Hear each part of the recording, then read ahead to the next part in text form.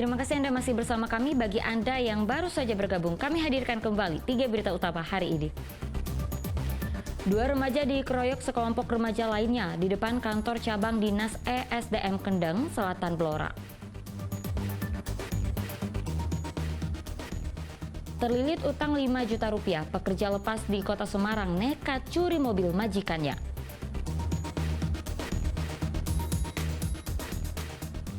Masa kampanye percetakan di Salatiga banjir pesanan alat peraga kampanye dengan omset ratusan juta rupiah per bulan.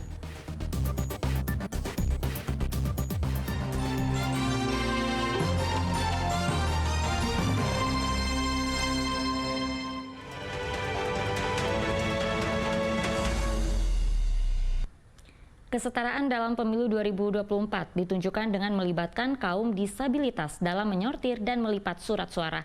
Seperti di Salatiga, ada 7 penyandang disabilitas yang terlibat dalam menyiapkan logistik pemilu.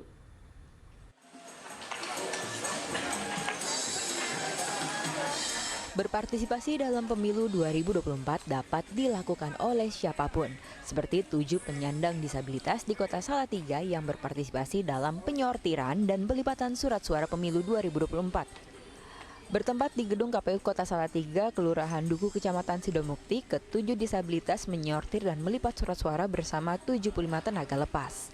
Mereka juga diupah sebesar Rp300 untuk setiap lembar surat suara yang dilipat.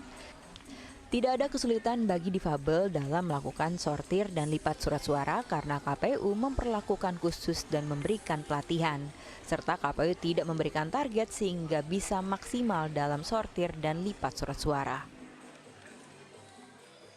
Ada supervisi tersendiri Mas untuk memberikan arahan khusus kepada mereka, tentunya tidak sama dengan teman-teman yang sudah berpengalaman. Jadi kami memberikan akses kepada mereka untuk ikut serta berpartisipasi. Tentunya kami memiliki permakluman seperti itu ya, karena ditarget juga, yang penting partisipasinya saja Mas. Kaum difabel merasa dihargai karena dilibatkan sebagai petugas sortir dan lipat surat suara. Sangat terima kasih, kan dia sudah nganggur semua, diajak ini kan ada kegiatan gitu loh, daripada di rumah nganggur. Jadi merasa apa? Ya, merasa ada sama rasa sama. Ya senang gitulah. Ya. Rasa di. Ya di caranya dihargai gitu loh, masih ikut dari hak pemilihan umum gitu loh. Seluruh surat suara pemilu KPU Salatiga rencananya selesai sortir dan lipat pada Jumat mendatang hingga bisa memenuhi tahapan pemilu selanjutnya. Yulianto melaporkan dari Salatiga.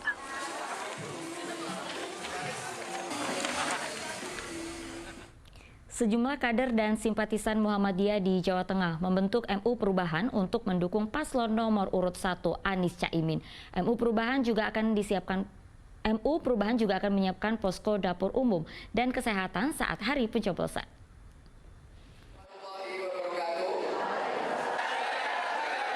Menamakan diri MU Perubahan, kader dan simpatisan Muhammadiyah di Jawa Tengah mendeklarasikan dukungan kepada pasangan calon capres-cawapres nomor urut 1 Anies Baswedan dan Muhaimin Iskandar. Bertempat di salah satu hotel di Kota Semarang, mereka mengukuhkan relawan MU Perubahan. Pengurus MU Perubahan telah dibentuk di seluruh provinsi di Indonesia termasuk di 35 kabupaten kota di Jawa Tengah.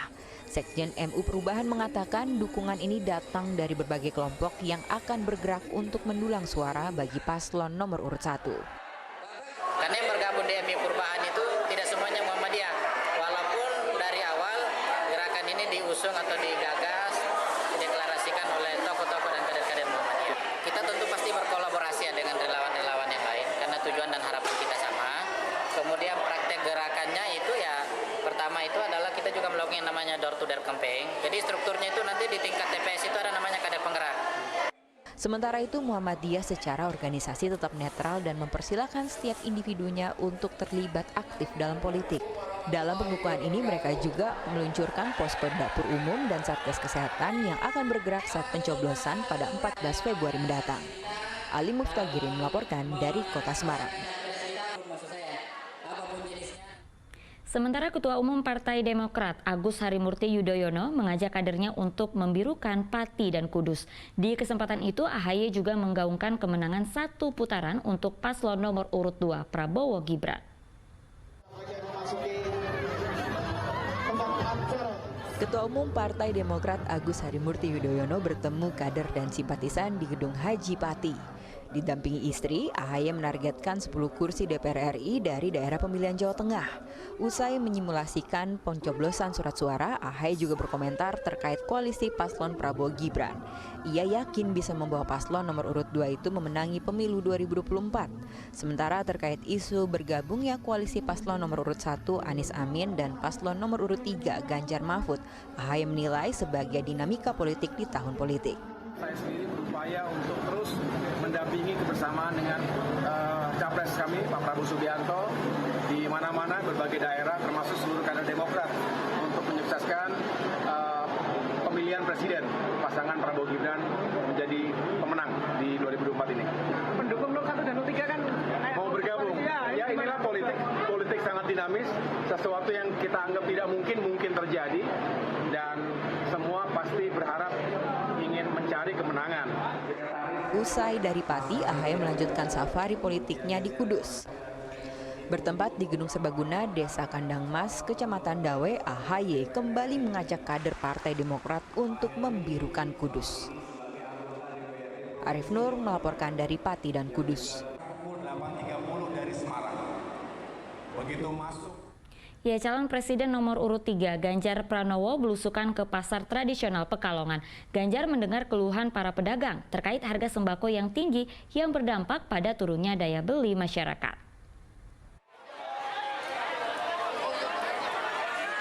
Calon presiden nomor urut 3 Ganjar Pranowo menguji pasar tradisional Kajen, Kabupaten Pekalongan. Didampingi sejumlah tokoh dan wakil bupati setempat, Ganjar berinteraksi dengan para pedagang.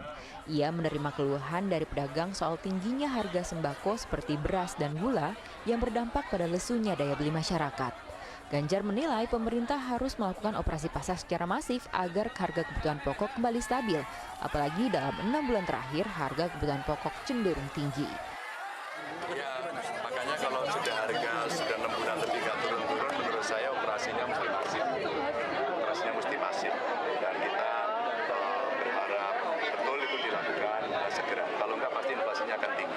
Maka performance di akhir dan awal tahun itu nanti kalau statistik menilai pasti tidak terlalu bagus. Segera diturunkan. Usai berkunjung ke pasar, Ganjar melakukan safari politiknya ke Pekalongan untuk bertemu sejumlah tokoh masyarakat dan ulama. Mantan Gubernur Jawa Tengah ini juga akan menemui beberapa komunitas dan kader PDI Perjuangan di Kabupaten Batang. Kuncoro Wijayanto melaporkan dari Pekalongan.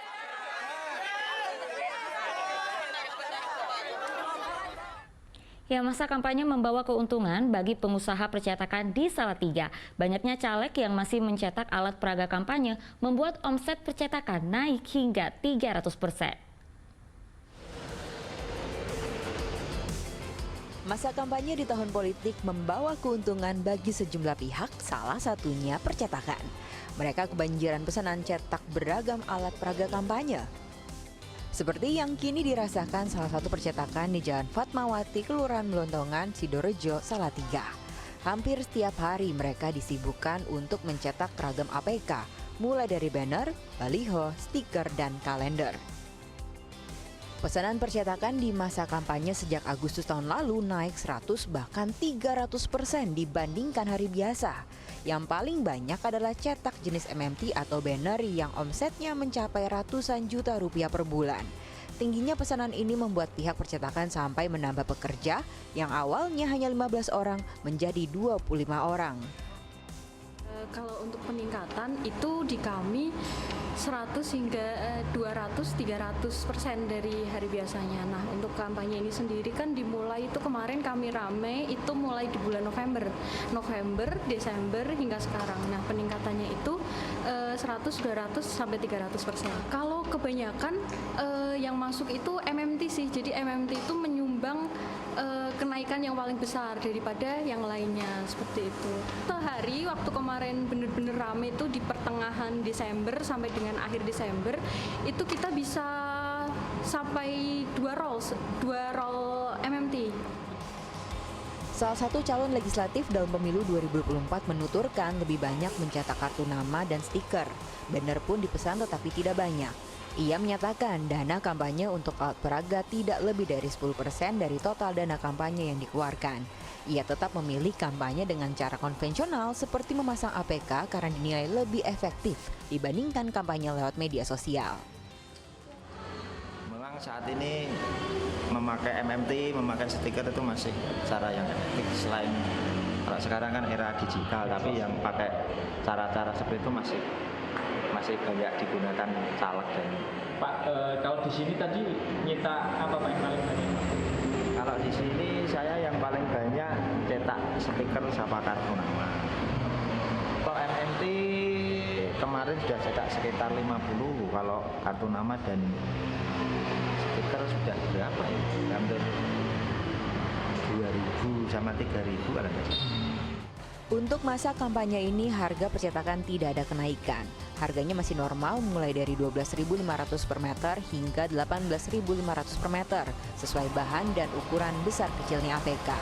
Masa kampanye pemilu 2024 dijadwalkan hingga 10 Februari mendatang. Yulianto melaporkan dari Salatiga.